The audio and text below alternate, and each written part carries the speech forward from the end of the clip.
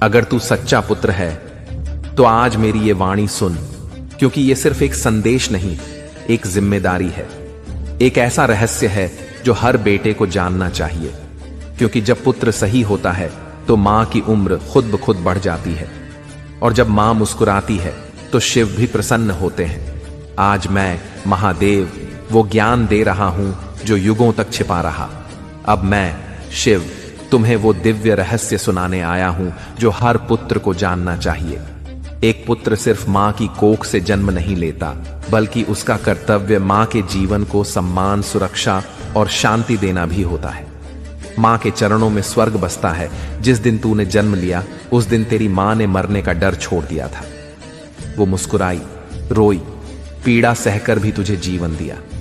पर क्या तूने कभी सोचा कि उसने तुझसे बदले में क्या मांगा?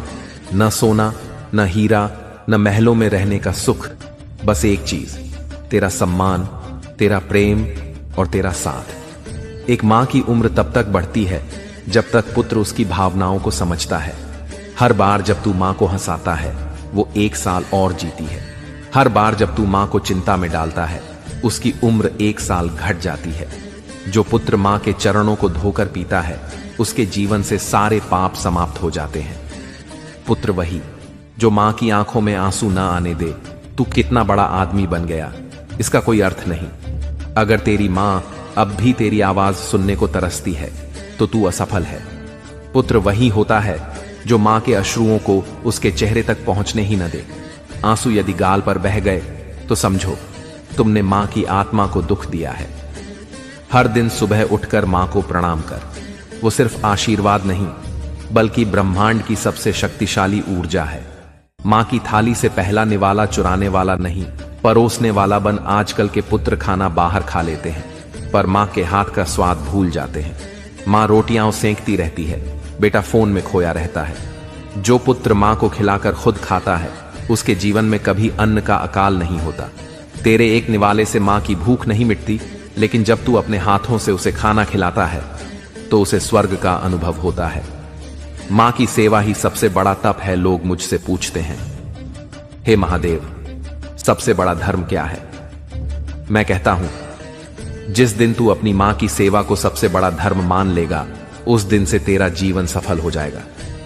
अपनी मां के पैर दबाना, उसका सिर सहलाना, उसके साथ बैठना, उसकी बात सुनना, यह कोई छोटा काम नहीं है। यह तप है, तपस्या है। मां के सपनों को मरने मत देना। क्या तू जानता है कि तेरी मां ने भी सपने देखे थे, पर उन्होंने तुझ में अपने सपनों को डाल दिया। जो पुत्र अपनी मां के अधूरे सपनों को पूरा करता है वो इस सृष्टि का सबसे बड़ा वीर होता है। अगर तेरी मां पढ़ना चाहती थी तो आज उसे किताब लाकर दे। अगर वो यात्रा पर जाना चाहती थी तो उसका टिकट काट। मां के सपनों को जिंदा रखना ही तेरा सबसे बड़ा धर्म है। मां को समय दो, क्योंकि वही असली धन है। हर मां को चाहिए सिर्फ समय, पर आज के पुत्र समय फोन, टीवी, दुनिया को दे देते हैं और मां को बचे खुचे पल।